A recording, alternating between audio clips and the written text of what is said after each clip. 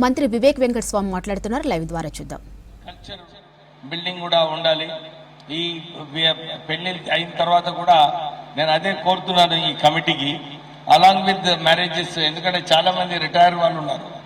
మీరు మన కమ్యూనిటీలో ఒక కల్చర్ బిల్డింగ్ ఎక్సర్సైజ్ కూడా చేయాలి ప్రేమ్ గారు. ఎందుకంటే ఇది చాలా ఇంపార్టెంట్ మన కమ్యూనిటీలో. ఎందుకంటే ఇప్పటి నుంచే వారికి ఒక లెసన్స్ నేర్పిస్తుంటే చదువు ఎంతో ఇంపార్టెంట్. అంబేద్కర్ గారు మనందరికీ ఇదే సూచన ఇచ్చినారు, చదువుకుంటేనే మనకు ఒక ధైర్యం వస్తుంది, ఒక పట్టుదల వస్తుంది, ఏదైనా ఒక సాధించుకోవాలని చెప్పి ఆలోచనలు కూడా వస్తాయి. సో మనము ఈ మీ వేదిక ద్వారా వివాహ వేదిక చేయండి అది, కానీ దాంతోపాటు ఎందుకంటే చాలా మంది రిటైర్ వాళ్ళు చూస్తున్నాను ఇక్కడ కలుస్తున్నారు. సో టోటల్ రిటైర్డ్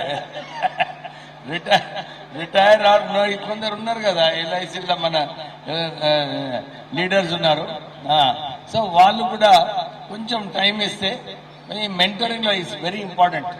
ఎందుకంటే నాకు అనిపించింది మన జాతిలో ఇది కొంచెం వెనుకబడి ఉన్నది.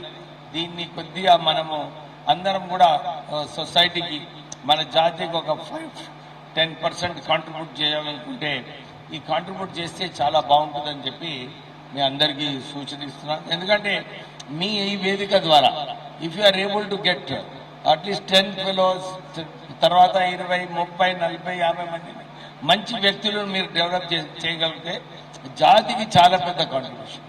మీరందరూ కూడా చూసినారు, మనము 2 డిసెంబర్ నాడు పెద్ద మీటింగ్ పెట్టుకోవాలన్నప్పుడు చాలా మంది నా మీద ఒత్తిడి తీసుకొచ్చారు. ఎందుకు నువ్వు దీంట్లో పడుతున్నావు, ఎందుకు నువ్వు ఇంత ఇంట్రెస్ట్ తీసుకుంటున్నావు అని చెప్పి నా మీద ఒత్తిడి వచ్చినప్పటికీ కూడా నాకు అనిపించింది, ఇప్పుడే చాలా మంది కాకా వెంకటస్వామి గారిని గుర్తు చేసుకున్నారు. వారెప్పుడు కూడా జాతి కోసం కొట్లాడేవారు, జాతిని ఎట్లా కలిసి ముందుకు తీసుకువెళ్ళాలి అని చెప్పి. అప్పుడు ఆ రోజులలో ఈ విభేదాలు ఎప్పుడు లేకుండే, అందరూ వచ్చేవారు నాన్నగారి దగ్గరికి, అయితే అందరికీ వారు సేవ చేసేవారు. మేము చిన్న ఉన్నప్పుడు చూస్తుంటే అందరితో పేషెంట్గా మాట్లాడి వారి సమస్యలు కనుక్కొని, ఎందుకంటే వారు యూనియన్ మినిస్టర్గా ఉండే టవరింగ్ పర్సనాలిటీ ఉండే, చాలా మందికి వారు హెల్ప్ చేయడం జరిగింది. నేను ఆశ్చర్యపడిపోయినా, మా నాన్నగారు చనిపోయిన తర్వాత చాలా మంది వచ్చి నాకు చెప్పేవారు అనమాట, సార్ నాకు ఈ హెచ్ఏఎల్లో ఉద్యోగం ఇప్పించారు, బిహెచ్ఏల్లో ఉద్యోగం ఇప్పించారు, నాకు ఇక్కడ ట్రాన్స్ఫర్ చేయించారు.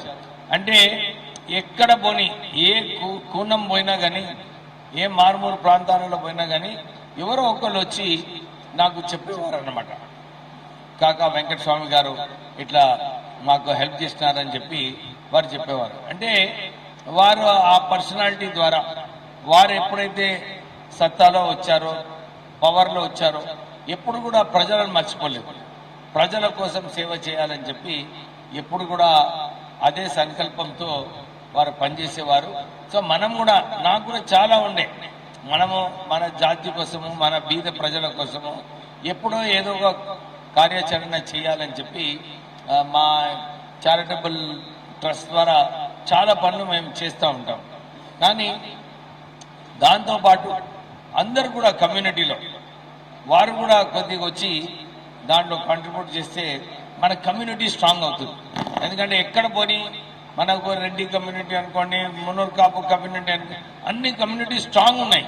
సో మన కమ్యూనిటీ కూడా ఎందుకు స్ట్రాంగ్ ఉండొద్దు, దానికోసము అందరు కూడా దాంట్లో ఒక చెయ్యి వేస్తేనే ఆ కమ్యూనిటీ స్ట్రాంగ్ అవుతుంది.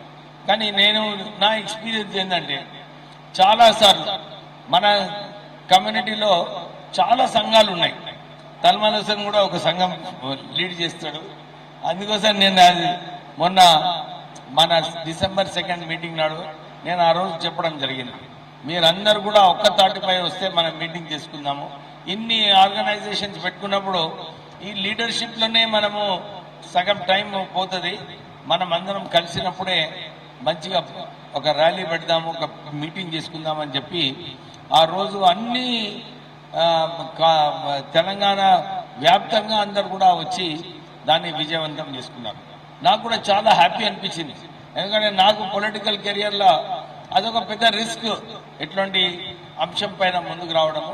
కానీ నాకు ఎప్పుడు కూడా భయం లేకుండే, ఎందుకంటే నా బలం నాకున్నదని నాకు తెలుసు. నేను ఏది చేసినా కానీ పట్టుదలతో చేస్తున్నాను. అందు గురించి కమ్యూనిటీ కోసం ఉపయోగపడుతున్నానని చెప్పి నాకు చాలా గౌరవంగా ఉంది.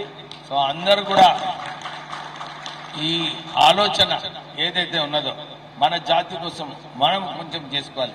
ఎందుకంటే అన్ని జాతులలో ఉన్నాయి, మన జాతిలో ఎందుకు చేయొద్దు అని చెప్పి ప్రత్యేకంగా గవర్నమెంట్ ఎంప్లాయీస్ ఇంకా ఎవరైతే ఎడ్యుకేటెడ్ ఉన్నారో మన కమ్యూనిటీలో వాళ్ళందరూ కూడా ముందుకు రావాలని చెప్పి కోరుతూ ఇంత చక్కటి కార్యక్రమం మీరు అందరూ చేసుకున్నందుకు మీ అందరికీ కూడా అభినందనలు చెప్తూ మళ్ళీ ఒకసారి ఇంకేదో ప్రోగ్రాం ఉన్నప్పుడు మళ్ళీ వస్తా కానీ మీ అందరికీ కూడా అభినందనలు చెప్తూ ముగిస్తున్నా. జై భీమ్. అరే ఎవరు చెప్తేనే లేరు. జై భీమ్.